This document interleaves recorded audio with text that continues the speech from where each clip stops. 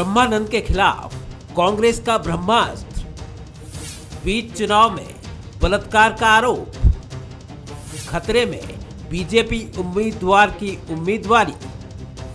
BJP बोली dirty politics कर रही कांग्रेस। रविवार को पीसीसी चीफ मोहन मरकाम ने एक प्रेस कॉन्फ्रेंस कर उपचुनाव में एक नया मोड़ ला दिया। सूबे की राजनीति में अचानक ये प्रेस कॉन्फ्रेंस चुनाव को कांग्रेस के पक्ष में ले जाती दिखी। वहीं सोमवार को भानु प्रतापपुर के उपचुनाव के दंगल में नया घटनाक्रम देखने को मिला, जहां कांग्रेस का एक प्रतिनिधिमंडल निर्वाचन आयोग पहुंचा और ब्रह्मानंद नेताम के खिलाफ शिकायत दर्ज कराई।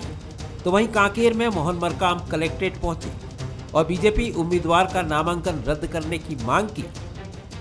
इस प्रकार अभ्यर्थी द्वारा अपने नाम निर्देशन पत्र के साथ अपने प्रस्तुत किए गए शपथ पत्र में अपने आपराधिक कृत्यों को छुपाकर झूठा शपथ पत्र प्रस्तुत किया गया, जो लोक प्रतिनिधित्व अधिनियम 1951 की धारा 33 की अपेक्षाएं पूरी नहीं की जाती।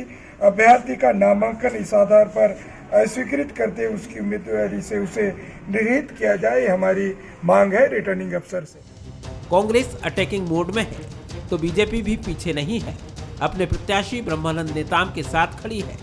इधर सीएम भूपेश बघेल ने बीजेपी को आड़े हाथों लिया और पूछा कि बीजेपी बताए एक बलात्कारी को टिकट कैसे दे दिया।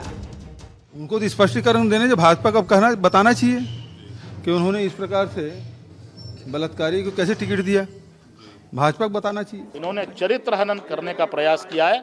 ये सिर्फ ब्रह्मानंद नेताम का चरित्र हनन नहीं है, पूरे छत्तीसगढ़ के आदिवासी समाज का चरित्र हनन करने का प्रयास किया है। और राजनीति में एक स्तरहीन खेल की शुरुआत कांग्रेस ने छत्तीसगढ़ के भूमि पर की। छत्तीसगढ़ की राजनीति में इन दिनों उपचुनाव का दंगल चल रहा है। इस बीच आरोप प्रत्यारोप का दौर जोरों पर है, लेकिन उपचुनाव की राजनीति में कांग्रेस की ये प्रेस कॉन्फ्रेंस एक नया एपिसोड दिखती नजर आ रही है। Bureau report, Bansal news.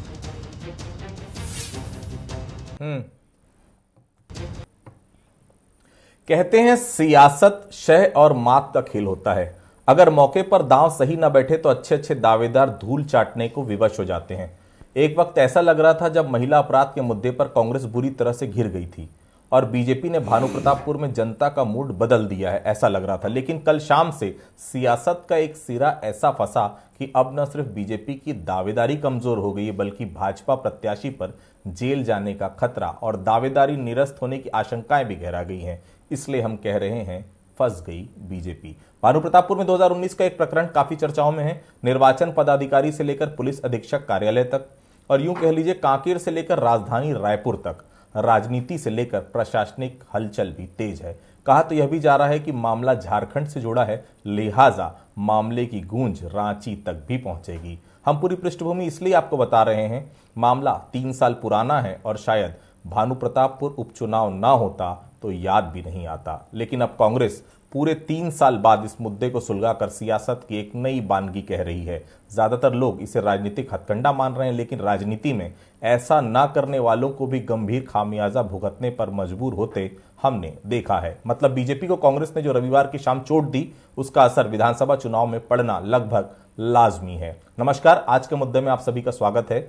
मैं हूं आदित्य नामदेव। मामला यह नहीं कि भानु प्रतापपुर के भाजपा प्रत्याशी ब्रह्मानंद नेताम ने रेप किया था या नहीं किया। सवाल भी यह नहीं है कि 3 साल तक इस मुद्दे पर कांग्रेस खामोश क्यों थी। सवाल इस बात को लेकर है कि जिस महिला अपराध को लेकर बीजेपी आक्रामक थी, वह आखिरकार जनता के बीच अब किस मुंह से जाएगी।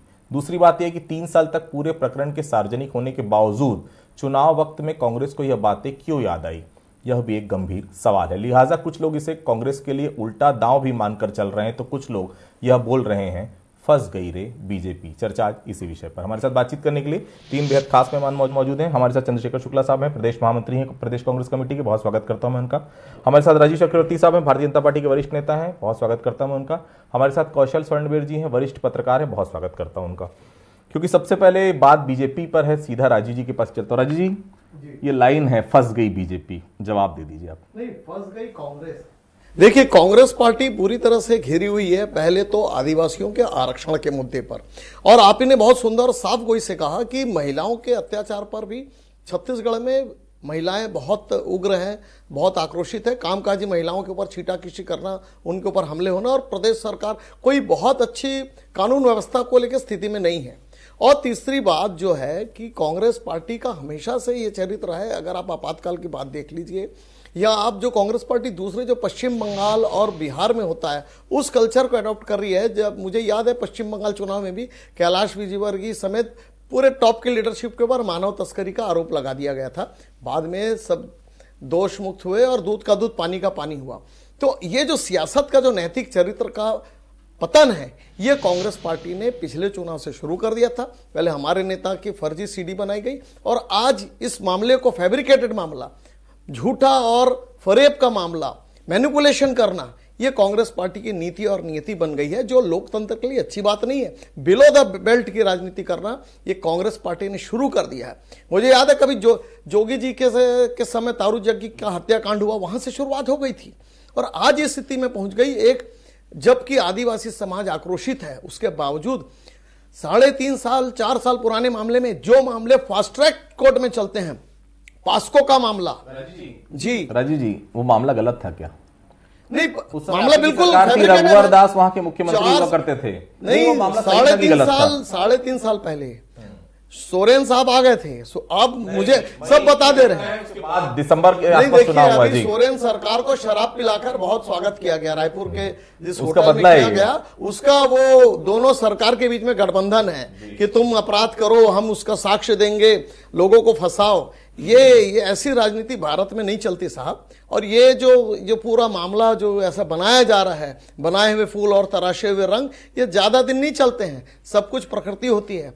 प्रकृति भारत की और छत्तीसगढ़ की ये रहती है कि यहाँ अच्छी राजनीति होती है, मुद्दों पर राजनीति होती है। लेकिन यहाँ जो राजनीति हो रही है बिलो द बेल्ट, ये नैतिक पतन की कहानी कांग्रेस पार्टी ने शुरू कर दी है, बहुत दुर्भाग्यपूर्ण है।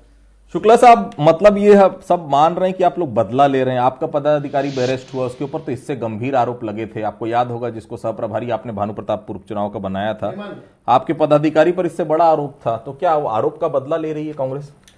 देखिए आदित्य, बहुत सीधी सी बात है, कीचड़ से उपजी हुई कमल सिर्फ कीचड़ उछालने का काम करती है। और आज उनके प्रवक्ता की भाषा सुन के मुझे बेहद ताजुब हो रहा है। और ताजुब नहीं हो रहा बल्कि विश्वास भी हो रहा है कि जो party with difference, in party का जो नारा था कि बलात्कारियों की पार्टी, चाहे वो चिन्मयानंद हो, चाहे वो साक्षी महाराज हो, चाहे वो शाहनवाज हुसैन हो, चाहे वो उन्नाव के मिश्रा जी हो, चाहे आगरा हाथरस की घटना हो, चाहे वो राजस्थान के पूर्व केंद्रीय मंत्री, उसकी एक घटनाक्रम खानबोसी यहां दिख रही छत्तीसगढ़ में। ब्रह्मानंद नेताम की ओर 15 मई 2019 को आरोप लगा। उस समय जिस थाना में लगा, टेल्को नगर थाना क्षेत्र में, उसी क्षेत्र से उनके मुख्यमंत्री रघुवर दास साहू जी आया करते थे। जमशेदपुर जिला के टेल्को थाना क्षेत्र के ही प्रतिनिधित्व करते हैं रघुवर दास साहू जी। और विवेचना में जो गिरफ्तारी हुई और चलान हुआ वो 30 अगस्त 2019 को हुआ, जिसमें 5 रुपये गिरफ्तारी हुई और जिसके तारतम्य अन्वेषण में अगले नाम आए। चलान में जो नाम आया दीपांकर सिन्हा, जो कि भारतीय जनता पार्टी का कोषाध्यक्ष, और ब्रह्मानंद नेताम जो भारतीय जनता पार्टी के प्रत्याशी। किसी एक दुर्भाग्यपूर्ण घटना रूबल विमल को तुमने पार्टी से लात मार के निकाल दिया, उसको हमने खुद गिरफ्तार करके जेल भेज दिया। मेरा प्रश्न यह है भारतीय जनता पार्टी के प्रवक्ता मित्र से कि क्या यह काम वो भाजपा के साथ करेंगे? बहुत चिंगाड़ की हुंकार रैली, चिंगार रैली, और ना पता नहीं छाती पीट पीट के कौन कौन सी रैलियां निकालने वाले लोग अब इस प्रकार की भाषा में बात करने लगे। एक आदिवासी बच्ची के साथ बलात्कार हुआ, पास्को एक्ट की धारा लाए, जो अपराधी हुआ 5 साल से 5 गिरफ्तार है, उनको पिछले 3.5 साल से जमानत नहीं हुई। हम इस टाइप की गंदी हरकत राजनीति में कभी नहीं करते। ईबी, सीबी, सीडीआई जांच करना, किसी को फंसा देना, हमको ये ना स्वीकार था ना हम करते। मुखबिर इन्हीं के पार्टी के लोग थे। बड़ा आरोप है, मुखबिर इन्हीं के पार्टी के लोग थे। तथ्य लाके उन्होंने बताया, हमें तो ये पता भी नहीं था, हमें तो यह भी नहीं पता। भाजपा के बेहद प्रभावशाली व्यक्ति आंतरिक गुटबाजी चलते जिन्होंने ला के तथ्य दिया, और एक तथ्य हमने जनता के सामने रखा। सत्य यह है कि बच्चे के साथ बलात्कार हुआ, आदिवासी बच्चे के साथ बलात्कार हुआ, और बेहद शर्म के साथ कांग्रेस की पुलिस, झारखंड की पुलिस, कार्यों की पार्टी रख ले अपना नाम, भारतीय जनता पार्टी में ध्यान उठा के देख लीजिए,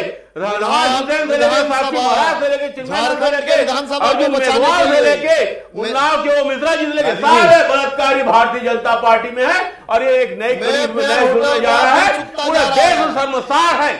यदि एक पैसे की नैतिकता होती तो स्वीकार करते, गिरफ्तारी की बात करते। हमने तो अपने उस व्यक्ति को पार्टी निकाल के गिरफ्तार कर जेल भेज दिया। ये इस बात को स्वीकार करने को तैयार नहीं है। नाम बदल के रख लीजिए, बलात्कारी पार्टी। ठीक, राजीव जी, एक ये भी बात आ रही है, पता नहीं कितने आप इत्तेफाक रखेंगे, चंद्रशेखर जी भी हैं, कौशल जी भी यहाँ पर हैं, कि जो प्रभारियों की लिस्ट आपने जारी की है, सेक्टर प्रभारी, वो उसकी आपस की जंग ने आपको बहुत नुकसान पहुंचाया इस प्रकरण में। चलिए मैं आऊंगा आपके पास, मैं आऊंगा। नहीं, ये कांग्रेस बाबा और काका की लड़ाई में है, हमारे कोई लड़ाई नहीं चल रही है।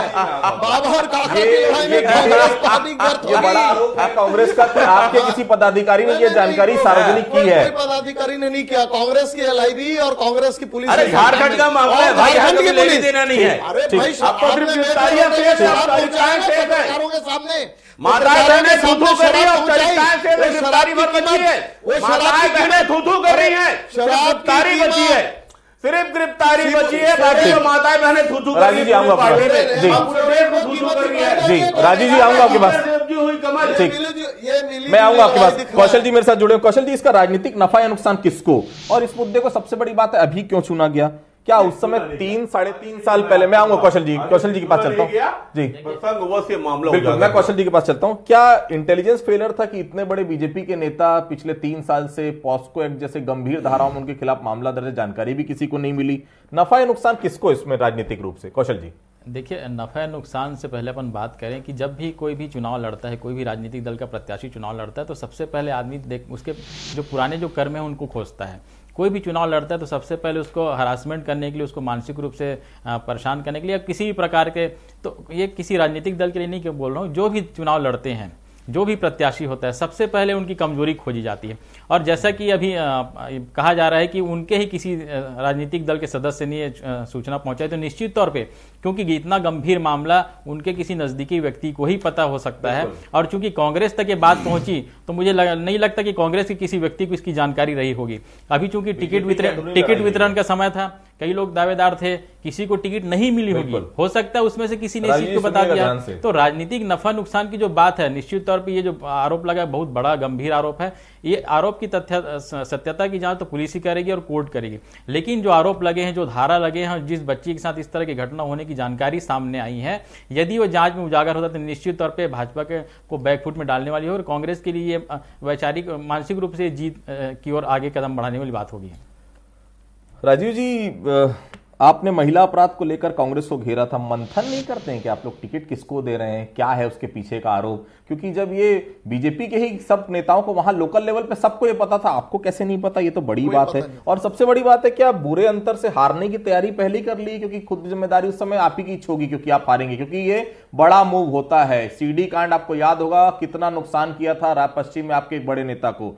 ये मामला तब आया जब चुनाव में बमुश्किल 10 से 12 दिन का समय बचा है। ऐसे में ऐसा नहीं लगा था कि एक बार पूछ तो लें, कोई मामला तो नहीं, एक बार टटोल तो नहीं? इतनी हड़बड़ी थी, या ब्रह्मानंद नेताम को बलि का बकरा बनाना था? राजीव जी, आदित्य जी, ब्रह्मानंद नेताम जी आगे भी जीतेंगे। ये जो कांग्रेस पार्टी ने जो आरक्षण को लेकर छलावा किया, कांग्रेस पार्टी को एक दिख रहा था कि सहानुभूति लहर तो है, लेकिन हम तो भी हार रहे हैं। तो कांग्रेस पार्टी ने बहुत अच्छा रास्ता निकाल लिया। 3.5 साल का एक मामला, उसमें एक डायरी के आधार पे कि नाम लिखा है, और मैंने कहा ना कि झारखंड के सरकार को बचाने का इनाम इस डायरी में तथाकथित डायरी, झूठा आरोप और फरेब करके इस प्रकार से नाम लिखा गया है। पूरी तरह फैब्रिकेटेड केस है, बनाया वो डायरी बन गई थी तो 2019 में पहले से तैयार कर ली थी कांग्रेस। अच्छा आदित्य जी, मैं कांग्रेस के मित्र से पूछना चाहता हूं, ये जो पास्को केस होता है ये फास्ट ट्रैक में होता है, इसकी सुनवाई जल्दी हफ्ते में इसकी सुनवाई होती है, हफ्ते में प्रार्थियों को बुलाया जाता है और बहुत जल्दी चार्जशीट करके उनको अदालत में लाया जाता है।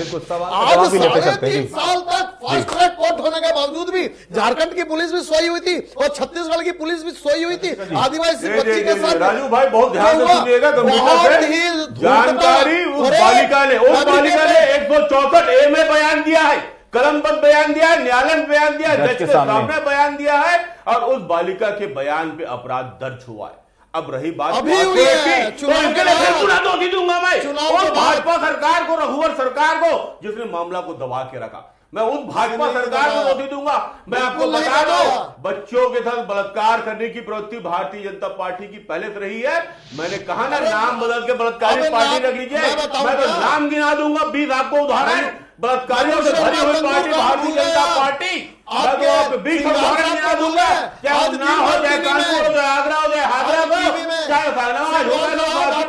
फैसलाबाद हो, चाहे कटिहार हो, तथाकथित हिंदू भाई, और ये नया नाम आ गया, ये गंदी हरकत करने की प्रवृत्ति, ये गंदी प्रवृत्ति करने की भारतीय जनता पार्टी है। उस बच्ची के साथ न्याय कीजिए जिसने धारा 114 में बयान दिया है, आपको उस बच्ची के दिन भी नहीं है, बयान दिया है छत्तीसगढ़ में।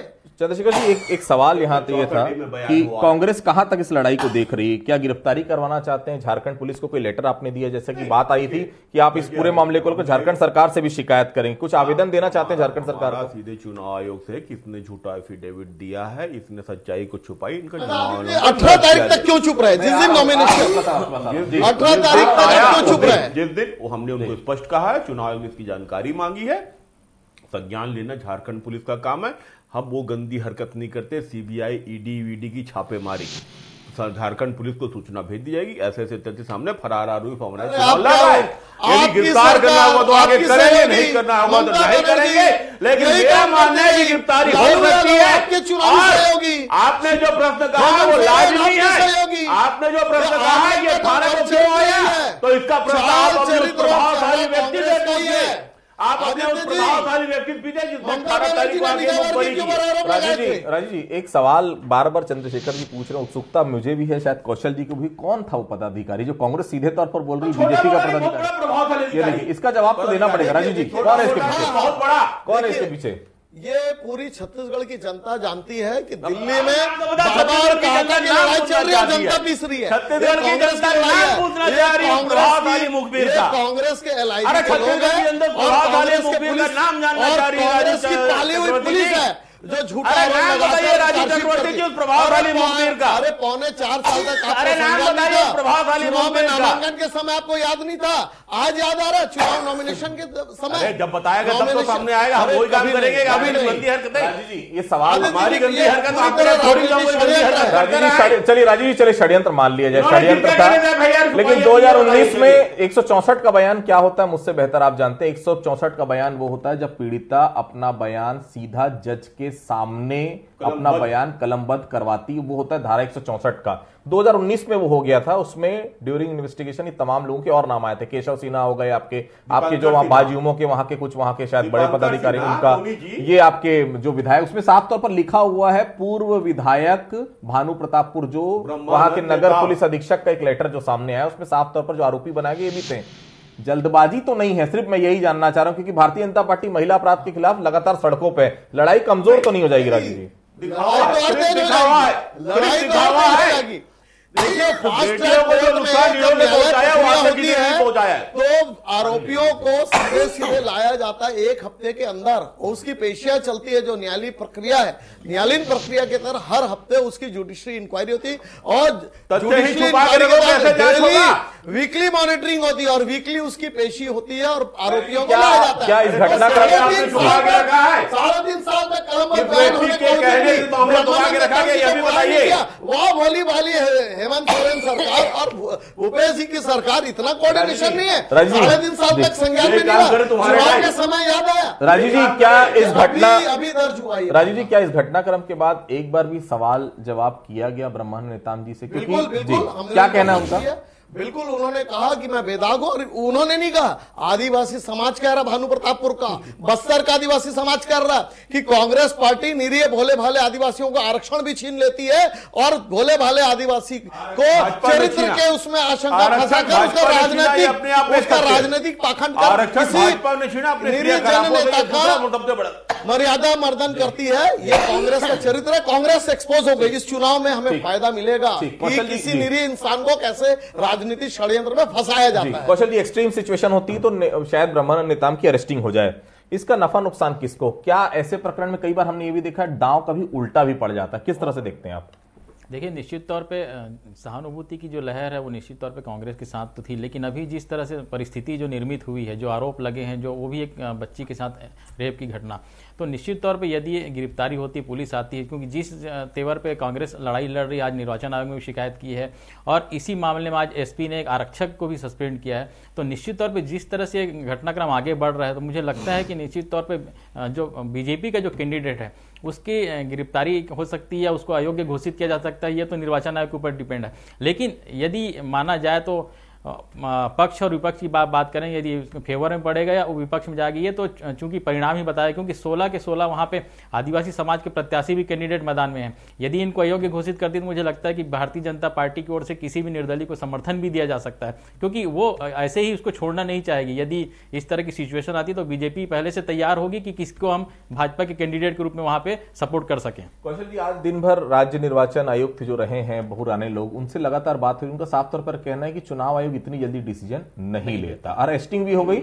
तो भी ब्रह्मानंद नेताम को अधिकार है कि वो जेल के भीतर से भी चुनाव लड़ सकते हैं, ये संविधान में प्रदत्त अधिकार है। तो ये तो कहीं कोई दो राय नहीं कि ब्रह्मानंद नेताम को बीजेपी हटाएगी, मतलब साफ है ब्रह्मानंद नेताम के ऊपर ही दांव आगे खेला जाएगा। लेकिन अब बदली हुई परिस्थिति है, सर्व आदिवासी समाज ने सब नाम हटा दिए, केवल अकबर राम कुर्राम को उन्होंने सामने रखा है। भारतीय जनता पार्टी से ब्रह्मानंद नेताम और फाइनली सावित्री मंडावी तो लड़ ही रही हैं। अब ये 3 कैंडिडेट के बीच में ही जंग होनी। अब सर्व आदिवासी समाज के लिए भूमिका बड़ी है। इन तमाम प्रकरणों के बाद सर्व आदिवासी समाज किस तरफ जाएगा? कौशल जी, देखिए, निश्चित तौर पे चूंकि आरक्षण का मामला भी चल रहा है, आरक्षण को लेकर आदिवासी समाज भी सड़कों पर है। कई बार आप देख चुके हैं गोंडवाना गणतंत्र पार्टी के जो लोग हैं वो सड़क पर उतर के चक्का जाम कर चुके हैं। तो निश्चित तौर पे कांग्रेस चूंकि 1 और 2 दिसंबर को विशेष सत्र भी बुला रही इसी मुद्दे पे, और 5 दिसंबर को मतदान है, तो चूंकि बीजेपी भी उसके पक्ष में है आरक्षण के, कांग्रेस भी आरक्षण के लिए विधेयक लाने जा रही है, तो आरक्षण को लेके जो बात है, चूंकि ये चुनाव ही आरक्षण को मुद्दा बना के बीजेपी आगे बढ़ रही थी, लेकिन ये दांव उल्टा पड़ता दिख रहा है, चूंकि बीजेपी के कैंडिडेट के खिलाफ ये मामला लग गया है। तो निर्वाचन आयोग से हमने भी बात की तो उनका भी ये कहना था कि स्पष्ट कि चूंकि इतना जल्दी किसी को अयोग्य घोषित नहीं किया जा सकता, चूंकि 3 प्रत्याशी मैदान में रहेंगे। अकबर राम कुर्राम भी पुराना जाना पहचाना नाम है, पूर्व IPS रह चुके हैं। तो निश्चित तौर पर यदि इस तरह से देखा जाए तो वहां पे त्रिकोणीय मुकाबले होने की भी संभावना, क्योंकि आदिवासी समाज अपने आप में पूरी तरह से एकजुट है कि वो कांग्रेस और बीजेपी किसी को डिसाइडिंग ओबीसी वेक्टर, बिल्कुल ओबीसी वहां पे बड़ा प्रतिनिधित्व कर रहा है, और आदिवासी के बाद यदि एक बड़ा वो जो वोट बैंक होगा वो ओबीसी है जो चुनाव को प्रभावित कर सकता है। राजीव जी, दांव तो उल्टा तो नहीं पड़ गया कांग्रेस को? कहीं ना कहीं जो सामने बीजेपी को नुकसान तो हो रहा है, चाहे आप मारे ना मारे। इसका कुछ सॉल्यूशन ढूंढ के रखा, कैसे जनता के पास जाएंगे इस पूरे मुद्दे को लेकर? राजीव जी, छोटा सा जवाब। पूरी तरह से हम ब्रह्मानंद नेताम जी के साथ है। एक निरीह जन नेता को किस प्रकार से उसके चरित्र की हत्या करें, उसे राजनीतिक हत्या की कोशिश की जा रही है, तो हम उन्हें नहीं छोड़ेंगे। वो हमारे साथ थे और रहेंगे, और वो विजयी श्री होंगे। मैं आपके चैनल में घोषणा करता हूं कि आदिवासी समाज में ये मैसेज गया है कि एक किसी की चरित्र हत्या कर देना, आप राजनीतिक बिल्कुल होने चाहिए आरोप प्रत्यारोप, राजनीति का मैदान है, नैतिकता रहनी चाहिए, लेकिन नैतिकता की पराकाष्ठा को तोड़कर, किसी के चरित्र को तोड़कर ऐसे राजनीति करना आदिवासी समाज कभी स्वीकार नहीं करेगा, ना ओबीसी समाज स्वीकार करेगा। राजीव जी, वो नाम तो बता दीजिए जो चंद्रशेखर जी, और मैं जानना चाह रहा कौन था वो नेता? नहीं, वो बता रहा हूं ना, क्योंकि देखिए कांग्रेस को तो निश्चित तौर पर कांग्रेस को कुछ नहीं पता था। मैं गारंटी लेता हूं कांग्रेस को नहीं पता था। कोई ना कोई बात तो कहीं ना कहीं से आई है, क्योंकि इतना पुराना मामला होता तो कांग्रेस पहले ही ले आती। देखिए ना, इतना पुराना मामला है, 4.25 साल पुराना मामला है। न ब्रह्मानंद नेताम जी को मालूम, न लोकल पुलिस की मालूम, न जमशेदपुर पुलिस को मालूम। आपसी लड़ाई तो नहीं है प्रत्याशियों की? कोई आपसी लड़ाई नहीं, ये राजनीति के छल का एक नमूना है। जैसे दारू जग्गी की हत्या हुई थी ना, जैसे सीडी कांड हुआ था, और जैसे हमारे विजय वर्गीय जी के ऊपर कलकत्ता में चार्जशीट हुआ था मानव तस्करी का, उसी प्रकार का एक नमूना है, उसी प्रकार का एक नमूना है कि राजनीति छल कपट करके। शुक्ला साहब, 1 मिनट। यही इनकी पार्टी का चाल चेहरा चरित्र और संस्कृति है। ये किसी को बचा नहीं रहे, ये सब एक ही थाली के चट्टे बट्टे। इनका तंदूर कांड को बता दीजिए, प्रवृत्ति है चंद्रशेखर जी, इनका एक ही प्रवृत्ति, एक ही लक्षण, एक ही मनु शर्मा का नाम ले लीजिए, और ये किरदार देखिए, मनु शर्मा, अभिषेक मनु सिंघवी को भी सभी को जेल हुई है, सभी को मेमन जी का नाम ले लीजिए, और आप पर रिकॉर्ड रहा है कि आप सारे लोगों को बचाने में लगे हुए। सीडी कांड के बारे में थोड़ा बता दीजिए। भानु प्रतापपुर उपचुनाव की जंग बहुत दिलचस्प हो गई है। जो कल शाम को जो घटनाक्रम सामने आया है, बीजेपी कहीं ना कहीं अब पोजीशन पे लग रही थी, लेकिन उस घटनाक्रम के बाद कहीं ना कहीं बैकफुट पर नजर आ रही, क्योंकि जवाब देना पड़ेगा। अगर महतारी हुंकार रैली आप निकाल रहे हैं तो फिर महतारी के खिलाफ अगर इस तरह की बातें आएंगी, रेप का मामला आएगा, उसमें कहीं ना कहीं आपको गलत तरीके से उस बच्ची को देह व्यापार में धकेलने का आरोप ब्रह्मानंद नेताम पे लगा, तो निश्चित तौर पर शुरुआती तौर पर तो भारतीय जनता पार्टी को नुकसान नजर आ रहा है। जनता का रुख क्या होगा इस पर हमारी सबकी निगाहें रहेगी। आप सभी लोग हमारे साथ जुड़े, आप सभी लोगों को बहुत बहुत धन्यवाद। तो आज के मुद्दे फिलहाल इतना ही, कल किसी अन्य मुद्दे से मुलाकात होगी, तब तक के लिए बहुत बहुत धन्यवाद।